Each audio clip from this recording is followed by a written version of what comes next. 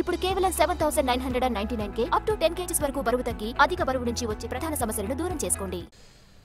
రాష్ట్రంలో దాడులు హత్యలు అంటూ జగన్ గగ్గోలు పెడుతున్నారని మండలిలో మండిపడ్డారు హోంమంత్రి అనిత. ఎక్కడ హత్యలు జరిగాయో లిస్ట్ ఇవ్వమంటే ఎందుకు ఇవ్వడం లేదని ప్రశ్నించారు ఆమె. జగన్ గతంలో ఆయన చేయించిన హత్యలు దాడుల గురించి మాట్లాడుతున్నందుకు ఇలా చెప్తున్నారు అన్నారు. వైసీపీ వాళ్లే టీడీపీ కార్యకర్తలపై దాడులు చేసి ఢిల్లీ వెళ్లి మరీ ధర్నాలు చేస్తున్నారని ఆగ్రహం వ్యక్తం చేశారు ఆమె.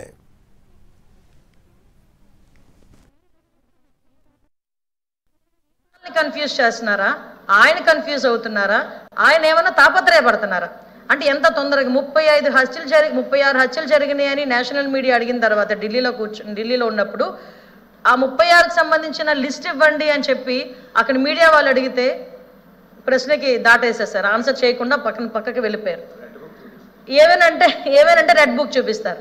36 హత్యలు అని చెప్తున్నారు కదా, గవర్నర్ గారికి మీరు 31 రాశారనుకోండి, పోనీ 31 దాని మీదే మేము ఆగుతాం. ఆ 31 మంది ఎవరున్నారు, ఏ ప్లేస్లో ఎవరు చంపారు, పోనీ ఎవరు చచ్చిపోయారో మీ నాయకులు ఒకసారి మాకు లిస్ట్ ఇవ్వండి.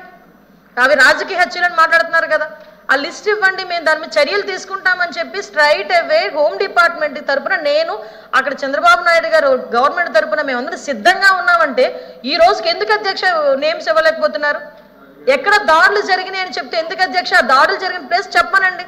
ఒకవేళ మా దృష్టికి రాలేదేమో, మా పోలీస్ డిపార్ట్మెంట్ దృష్టికి రాలేదేమో, ఒకసారి మీ దృష్టిలో ఏమైనా ఉంటే చూపించండి, ఒకసారి మేము చర్యలు తీసుకుంటాం అంటే ఈ రోజుకి కూడా అది లేకుండా పైగా రాజకీయంగా మా మీద దాడులు చేశారు. ఏం దాడులు అధ్యక్ష? ఈ రోజు ఒక విషయం అధ్యక్ష, ఇక్కడ మేమందరం ఎమ్మెల్యేలు ఎమ్మెల్సీలు మంత్రులు ఇక్కడ అందరూ కూడా మంత్రులు ఉన్నారు అధ్యక్ష, ఎమ్మెల్సీలు ఉన్నారు అధ్యక్ష.